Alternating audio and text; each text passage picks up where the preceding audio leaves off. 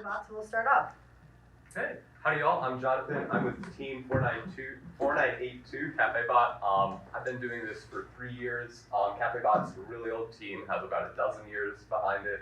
So today I'm going to be talking about meets and tournaments, bringing over some stuff that you guys know.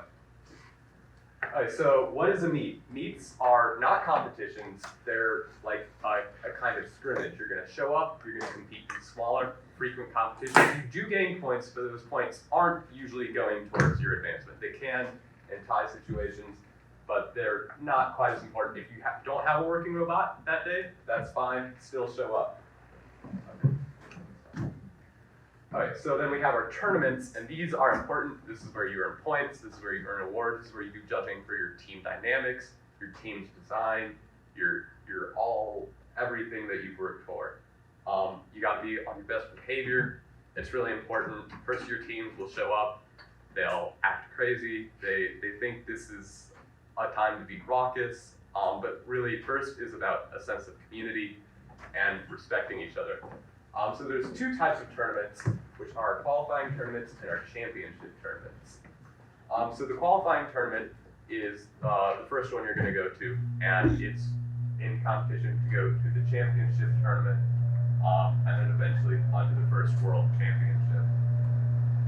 I think that's all for that. So the main difference between the two is that tournaments have judging and awards. And the primary purpose of the meets, besides scoring as it says, those advancement tie points, is to test the robot and gain experience with the game prior to tournament. So you're going to show up, and there's going to be a lot of teams there. Not all of them are going to be ready. You're probably not going to be ready either, and that's fine. But you're going to have an opportunity to play on a field, which if it's your first year, or you don't have a field or space for a field, is a great opportunity to actually get your robot on. Meets are super important. Sign up for as many as you can and don't miss them. Okay, so we got some tips for meets. All right, show up, as I've been saying 3 times already, even if you don't have a fully built or functioning robot. There's going to be people there. We've gone to meets where other teams have helped us actively build our robot as these meet matches are going on. And treat it very seriously. It's, despite no judging going on for non-robot things like design and team dynamics, it's a chance to have it actually compete in a real field against other robots. Things will likely fall apart, and that's your chance to see those things so they don't happen when you're at your real tournament. Okay, don't forget your safety glasses. You should always have safety glasses. Safety glasses are so important. They're very, very important because they will call you out. The judges at these tournaments, they really care about safety.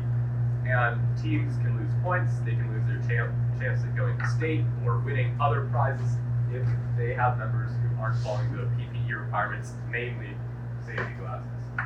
Don't forget to bring spare parts. That includes tools, extra batteries. Every competition we go to, every tournament, we bring a big box full of spare parts. We have battery charging stations. You want to charge your batteries, of course. So you need to, as soon as you get there, look for outlets, because sometimes the outlets are close to your team pit, sometimes they're not. Theft isn't quite a real problem. First, people are very kind, but you probably do want to watch over them just so somebody doesn't accidentally take them or something like that. Chargers, batteries, tools, spare parts, we did that. Never underestimate your need for duct tape, zip ties, and industrial strength Velcro. Velcro, you guys probably already knew about duct tape and zip ties. Probably the older guys probably knew about Velcro too. But Velcro is very important. We don't have a robot here, but it's covered in Velcro. Velcro is great for adhesivity in a temporary way, and you will not believe how much weight you can hold up with a single piece of duct tape during your day. I think a lot of our batteries have been made sure to they stick on with Velcro. Yes, similar in Cafe Bot, that's how we do it. So that allows your battery to keep stuck in place, but easy to rip off during battery changes. Sometimes you'll have two matches right back against each other, but your charge won't be full, so you'll just want to rip off that battery as quickly as possible, and that's what the Velcro is really great for. So, some tips for league and meet play. If you have enough members, start scouting. So first is you mentioned earlier, is about cooperation, it's about having community. So in a typical first field, there's 2 halves, and on each side, there's 2 teams with 2 robots. And ideally, the robots will complement each other and work together towards this goal. So for example, during last year, you could have one robot that grabs the blocks and brings it to the tower, and then another that lifts the blocks. So ideally, you want to be working with your alliance partner. So you should have members that go out, that talk to the other teams at their pits, and ask what the robot is capable of, so you can maximize your points by using the capabilities of your alliance team. So you got to take notes. We personally in ARC, we print out a chart, we write down what they have, and then we compare that and we try and figure out how we can best work together. Okay, we got some tips for tournaments. Don't forget to always wear your safety glasses. This is very important. Always have it. You'll get called out. You can potentially get disqualified. Awards, which you don't want. You want awards, right? So wear your safety glasses. Wear any other PPE they ask for. Super important. Tie back hair if they have a mask policy. Obey that too. All that. Okay, so you're being judged from the moment you enter it. First is not just about technology. It's about making people who are involved in it a better person. You have to be on high conduct, you have to be respectful of others, respectful of yourself. If your team loses and you're seen moping and crying, that's not a good look. Judges won't like that. You need to muscle through and go on into the next match or into the next day and do it with confidence, do it with a belief that you can do it, because maybe you can. That includes anyone wearing a t-shirt, so your guests, your family members, any old, team members showing up. Anyone wearing your swag and misbehave, that can go towards points taken away from you and your ability to go to state or earn other awards. It's very important, as it says, the difference between an award or advancing or not advancing. So behavior is super important. First, it's not just about robots, it's about personal character. Practice your presentation before the tournament. So at the tournament, as I said, there's a variety of awards based on things other than just with the robot. It's based on how you design the robot and how your team interacts with itself and with others. So you want to be creative in your tournament. Personally, Cafe Bot, we've sung songs, we've done dances, we've done magic tricks where we pull things out of buckets, which is amazing. And they love it. We've won some awards for it. Hopefully you guys can win some awards too. Don't be afraid to go in there and throw a party for the judges. They're gonna love that. Seriously, get out there and be colorful, and be amazing. They will love you and you want to be remembered. So practice your presentation before your tournament. So as you can see, this is Cafe Bot a few years ago, quite a few years ago, very, very many years ago. Everyone's looking dazed, they don't look confident, and judges aren't buying it. All right, so some more tips for tournament. Be sure you have your engineering notebook. If you're new, it's an easy thing to skip over, is preparing an engineering notebook. Engineering notebooks where you write what you've engineered. Forgetting this. As of last year, it's no longer called an engineering notebook, it's now the engineering portfolio. Portfolio is the required part. If a team wants to impress the judges, you can have an engineering notebook that supplements your portfolio, but we as judges are not allowed to ask for a notebook anymore. We can only ask for a portfolio. Anyways, that said, if you want some awards, you should definitely put together a full notebook. Every meeting, you should be recording the advances you make in your development of your robot. It's also good to keep a similar team notebook for your team advances, like the socialities of your team and what you're doing with outreach and fundraising. That's really important for other awards as well. Minute left? Okay, let's go. I think we have a few more slides. You should already have a functioning robot by the tournament. If you attend the meets, hopefully you got to learn. We're really hoping you do. But even if you don't, remember, you still have time to build there. You can always ask people for help. First is a great community. We've worked with so many different teams and had an opportunity to do amazing things and learn. Don't forget to have members allocated to scouting. As we talked about earlier, it's really important for the alliance play.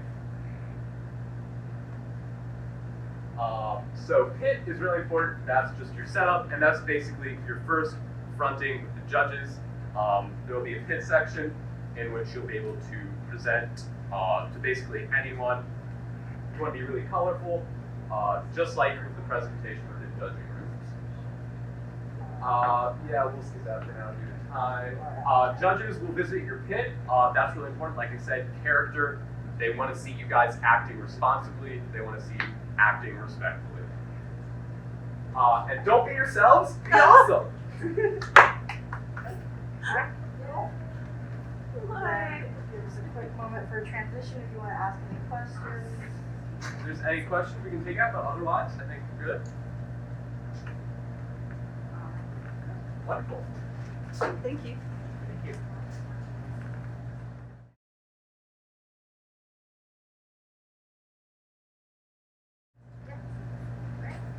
So, first we're going to talk about scouting briefly, and then we're going to do the engineering portfolio. Tamia here is going to be our scouting person for talking, so I'll let her take it away. Alright, so my name is Tamia. I am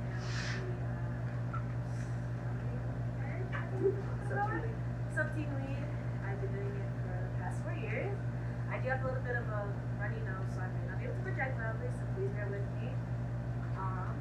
So basically, the first one is, what is scouting? It's like, what are you actually doing?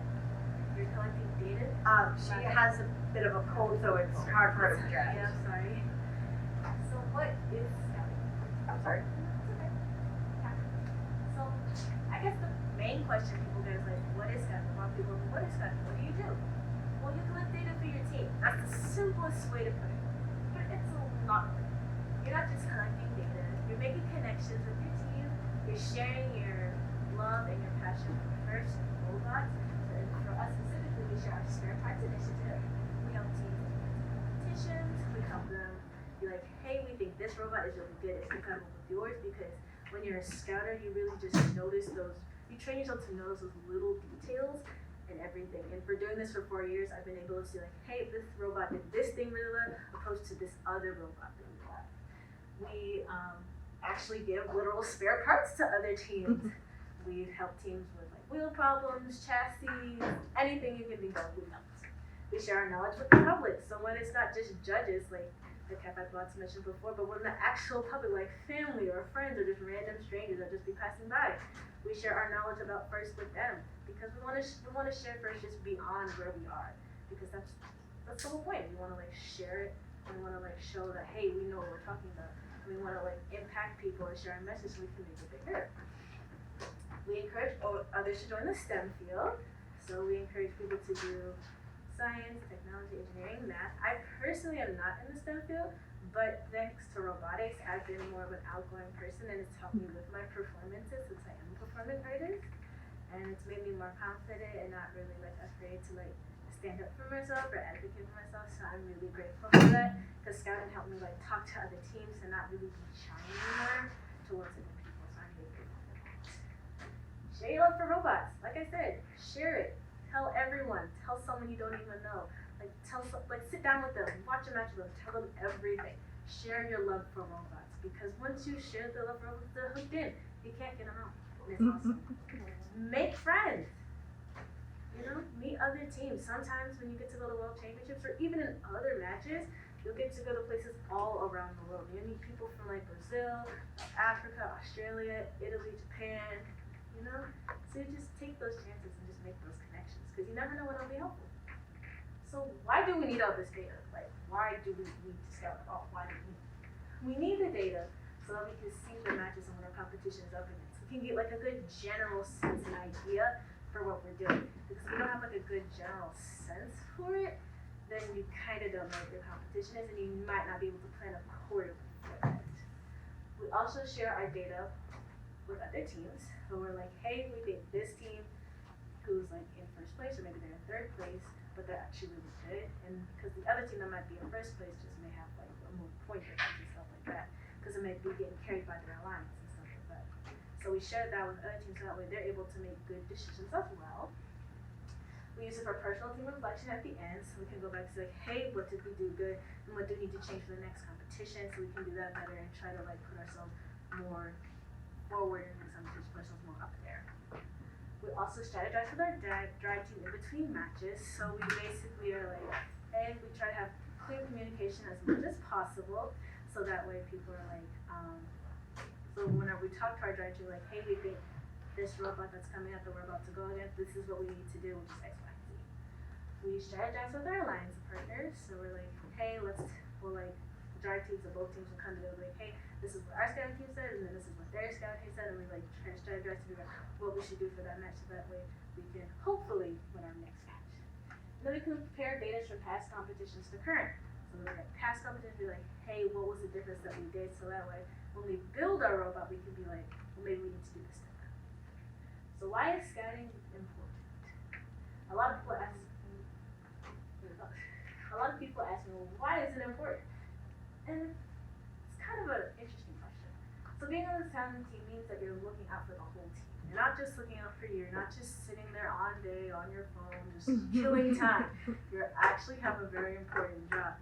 Because without scouting, your team wouldn't know what to do. As quiet as it's kept, your team would not know what to do.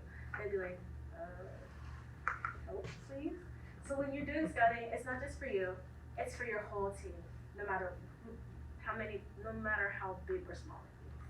Without scouting, the drive team wouldn't know what they were doing. They'd be like, well, we like this team, because the team may be popular, but that doesn't mean that they're good that year. You know what I'm saying?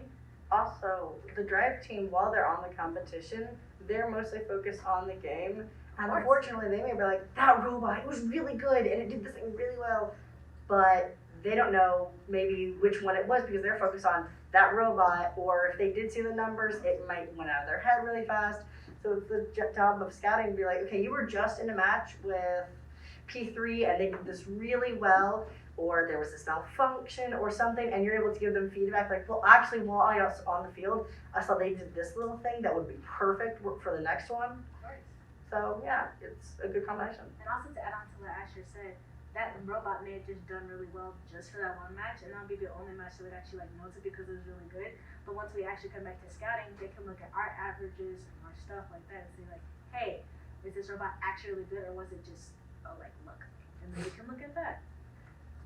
And so that's basically all that I have, and now Asher will talk about the engineering portfolio. Yeah. So, as he said, the engineering portfolio is a lot more of a condensed version of your engineering notebook. It also allows you to show what you've done for the outreach, and it just shows them everything you've done as a team as a whole. So kind of when you're doing this, just start off with the basics. Make sure you just lay a good ground, like, okay, we need these goals to hit this year because we want to win these awards. Some of these awards have specific requirements. If you want to hit this award, and you need to make sure that you've got these requirements laid out and planned so that you make sure that as you advance throughout the season, you make sure that you are hitting your goals and the sub-goals for them. So, like I said, make those plans, make sure you write them down and record all of your data. Whether it's, we decided to try a pink fuel stick for this meeting and it didn't work. Well, you at least have the data that you tried and it didn't work, but now you're going to move on to the next thing based on that information. If it's outreach efforts, if it's engineering, coding, whichever aspect, make sure you get all of this data down, whether it's in video, photo, or document format, because this is super helpful, especially when you can continue on to the next season, especially with making these slides for these panels. I was able to see what we have documented in the past, especially for our outreach efforts, and see what we've done. Another way we do a lot of this is with our social media. So we have a lot of pictures and dates and times for stuff that we can refer back to. So the narrative and content, you are telling a story with your engineering portfolio. It's not just, here's what we did, here's how we did it, here's what we overcame, thank you. You're letting them know what you've done, why your team did this. You are conveying to these judges that are looking at your hard work over this season, and you're telling them why you think you should get this award. You're telling them what they need to know about you and all your efforts. You need to make sure that you maintain a level of professionalism and quality while you're giving all of this information that is very vital. There are things that we have included in ours. We have specific keywords that allow us to refer in our engineering portfolio. We have it printed out so we can show people in our pits. These pictures are actually taken from the PDF of our engineering portfolio. This talks about the robot features and it allows us to immediately point to the duck spinners or the LED lights. And we're able to say, well, this is the duck spinner section. Here's these things. They're allowing you to be able to find these things easily as well as the judges too. We also have a little bit of humor and team personality. In the top part, we have some pictures of us that are just a little bit goofy. Maybe we decided to wear 3 goggles that day and it was a really funny picture. We named our robot Charizard. So you make sure you include that, have the judges have a little chuckle. And then team branding. We are very proud of this. It's one of the things we have strove towards a lot, whether it's with your logos, colors, or naming conventions. We are wearing our spare parts orange duck shirts that we wore to this competition in the world competition used in Texas. But if you're in here, you need to convey this in there. Don't just have the information written out on a document. Have colors, make it pop. Make sure they're showing you and what you've done. We make sure we have our logo at the top of each page. We have a specific font. It is sui generis. We have branding standards. We have a whole document about what we do, what our logos do. We can't have it combined like this. This is the specific RGB code. It allows us to keep a mainstream line of what we have showing to everybody, and you want this to be seen in your engineering portfolio. But make it easy to read and understand. You don't want to hand them a 5-page essay where they have to scroll through each paragraph trying to find the specific thing. This is where those keywords will come into play and you're able to point to specific sections. Like here we have iteration 1, iteration 2, iteration 3. It's very easy to follow. You're able to point. There's good visuals. And it's not just a hard read for both you and the judges and anyone you're showing in the pits to look at. So yeah, don't just use text. We use our social media a lot, which allows us to have all these photos well represented. We have a lot of photos that we try to showcase, whether it's engineering or outreach, fundraising. So make sure all your efforts are documented on video or picture as well as documentation.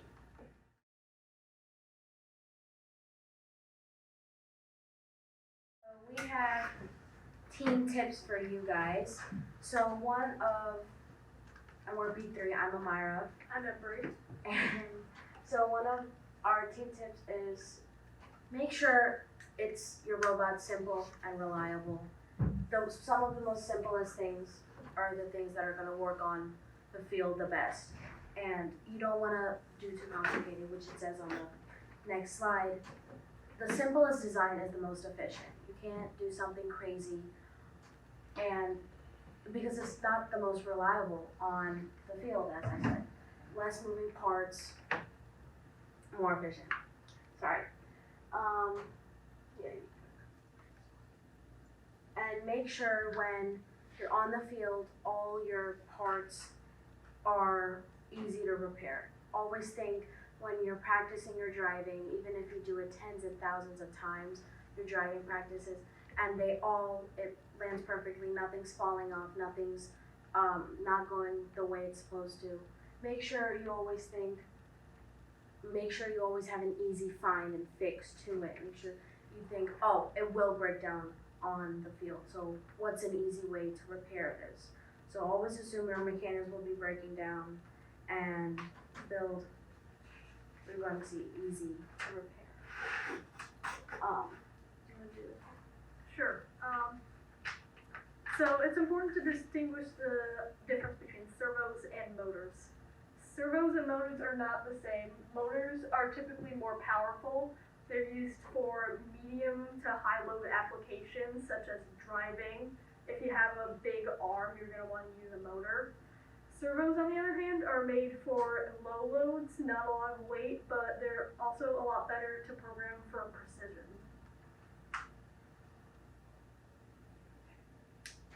So, building mistakes you want to avoid when you're building.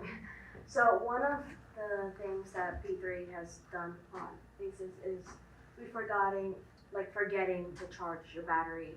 Making sure you always charge your battery, you always have extra batteries, just in case anything happens with that. And not forgetting, and make sure you turn on your robot, because sometimes you forget to do that too. One of the things is making sure when you're tightening your pieces, your meshing gears, make sure it's not too loose, because it can fall off. But also you want to make sure it's not too tight, because it can grind and build up onto your robot. And that has happened a lot, because you never know, you have to find that sweet spot right in the middle where it's perfect and it's not gonna do anything to and harm your robot. Yeah. Okay. As I said, practice your driving, practice your driving, practice your driving. You can never have enough practice in your driving, because you want to think of any scenario that could happen on that field. You want to think, oh, maybe a block or maybe another robot won't help us. So you want to make sure you have all the practice. You want to make sure you go towards meeting your goal for your points. As you guys said in your notebook portfolio, make sure you always have a game strategy beforehand and before actually getting into practicing. Always having a strategy for your time minutes period, your driver control period, and the end of the game. You want to make sure you're able to figure out what's the best way you can get as many points as you possibly can, so you can have an efficient game during, and there's not anything to stress about. Because I know a lot of, especially me, I don't do good under stress. So making sure you have that game strategy, so if anything does come up, you're like, oh, I know how to solve this. I already have the answer to it. Okay, that's it. Any questions that we have? No? Okay. Yeah.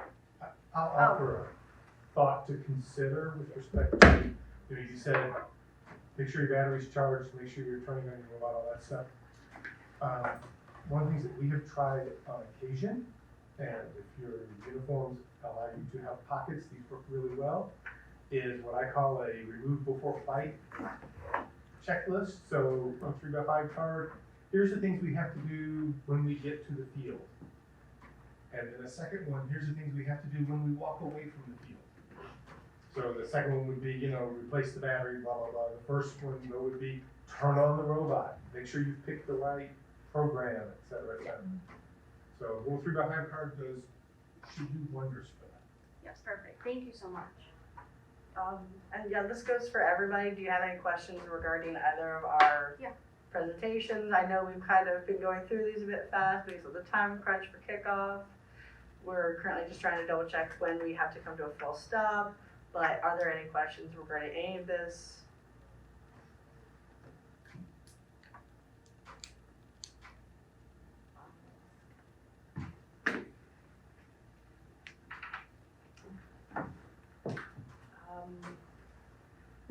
I guess that's it then. Thank you.